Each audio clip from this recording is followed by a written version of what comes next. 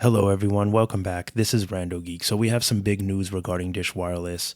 I got to be honest, if you're looking at the screen, you know by the headline here, it's not the best news. It's not something you really want to hear if you're a fan of Dish Network or if you've been rooting for the underdog and you wanted to see them become the fourth largest carrier.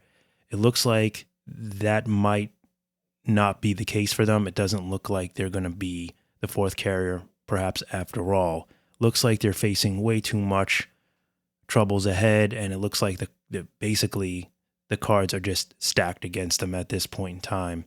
So according to the article here and the headline, they're saying in a SEC filing, Dish says that it can't buy T-Mobile's 800 megahertz of spectrum as it heads towards bankruptcy. So like I said, that headline right there basically says enough to let you know this is not good news. I will link the article for you down below in the description. At the end, I want to talk about the situation here. I want to talk about the possibilities that can happen if indeed this does take place, if this is the final result for Dish as we know it. All right, so I'm going to go ahead and just touch over the key points, and then I'm going to voice my opinions, my concerns, after that. So just a refresher, Dish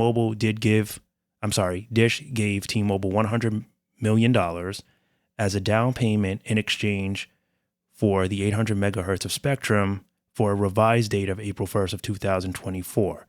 They pleaded with T-Mobile and the FCC to allow more time so that they could get the money together to purchase that spectrum. We know that Dish has been dodging T-Mobile's 800 megahertz of spectrum purchase for quite some time now. And, Dish has argued that, due to the, economy, due to the pandemic, all of these reasons are a lot of why they have not been able to raise enough money, and it's prolonging the purchase. But they did say that they saw themselves having enough money by April 1st, or, at least that's what they thought. But I got to be honest, I knew that at the very least they would ask for an extension.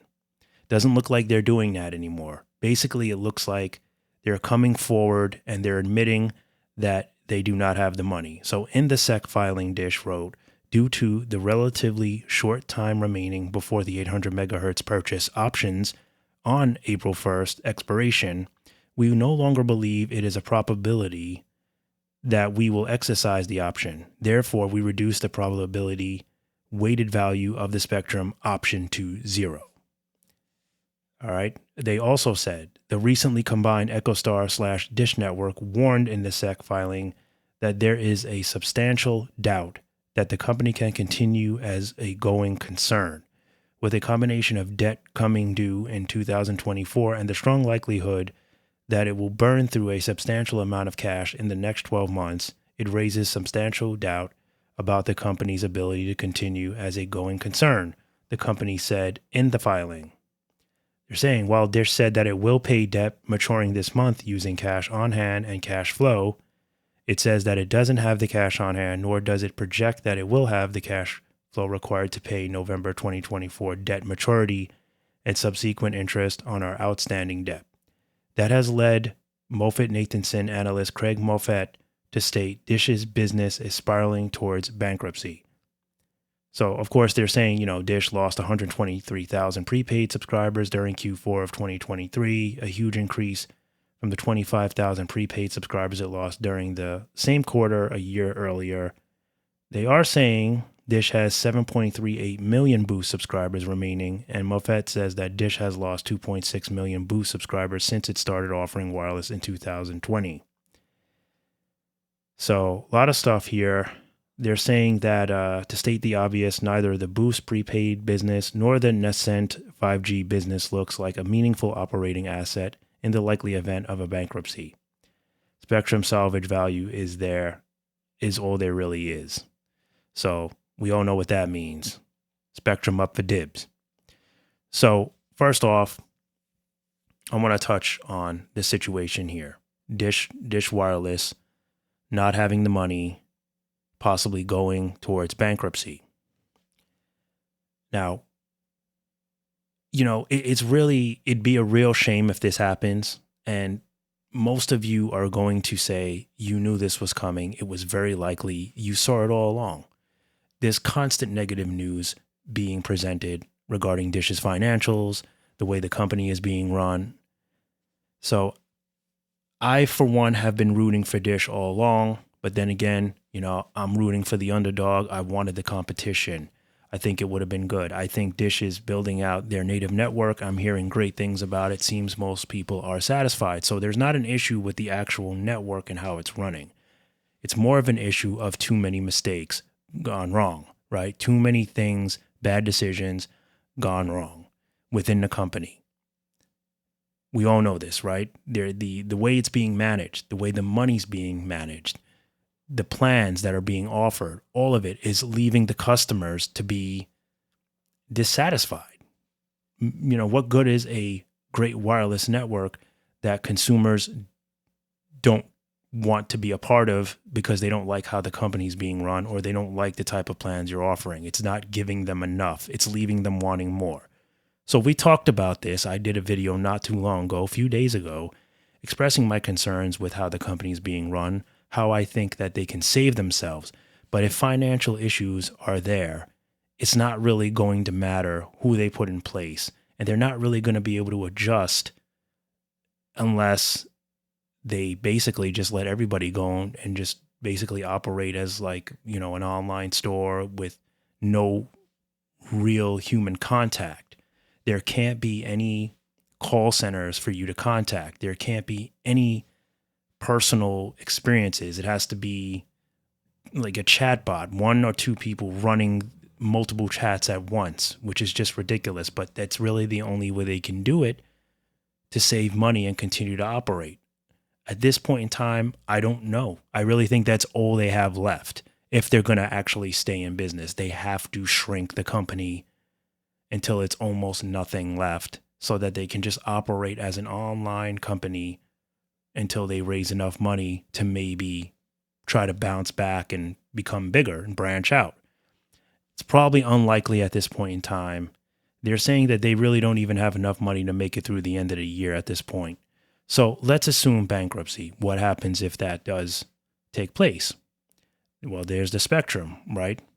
Now, I believe T-Mobile will definitely be the first person with their hand out. They've already owned Boost, so they have experience there. They could use all that spectrum.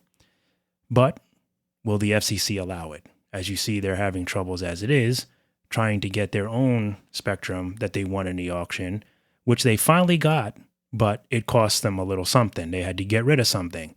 And why? Because AT&T and many other companies feel that T-Mobile has too much spectrum. They have too much of an upper hand, which is undoubtedly true. So if Dish does sell off spectrum, I don't know if T-Mobile will be allowed to get the spectrum as a whole. They might be able to get some of it. So maybe it gets split up between AT&T, T-Mobile, and Verizon. Or maybe somehow T-Mobile convinces the FCC to allow them to have the majority of that spectrum. Don't forget, we still have the possibility of US Cellular selling as well. So that's going to be more spectrum. Therefore, how does that work as well? So these are very interesting times because we're looking at two huge companies that could be offering up a lot of spectrum to basically just go into three carriers. So I'd like to know your thoughts down below. I'm not sure how this will play out. I don't know. I don't know at this point if there's any way for Dish to get out of this. I think the spectrum sell-off is probably the only thing they really have left. Unless, like I said, they figure out a way to keep the company running while just reducing the size of the company so much that they can somehow turn some kind of small profit to continue to operate as the actual business under the Boost and Infinite and the Boost Mobile and all that. But I gotta be honest, it's probably unlikely at this point. They've built up a great network, so it's really a shame to see that they're heading down this road. I don't know. Feel free to comment down below. More updates that come, I will certainly pass them along to you. Thank you guys for stopping by and watching, and we'll catch you in the next one. Please be sure to like the video if you enjoy the news on this channel. If you're not subscribed, consider subscribing, as we do talk about all kinds of wireless news here on this channel, along with doing speed tests, and there's going to be more great stuff. It's a progression, folks. It takes time. Sometimes I'm just really busy as well.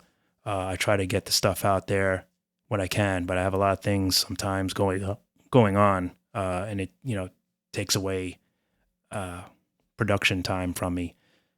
But also consider sharing this video with someone that you think might be interested. As always, I'll catch you in the next one. Bye for now.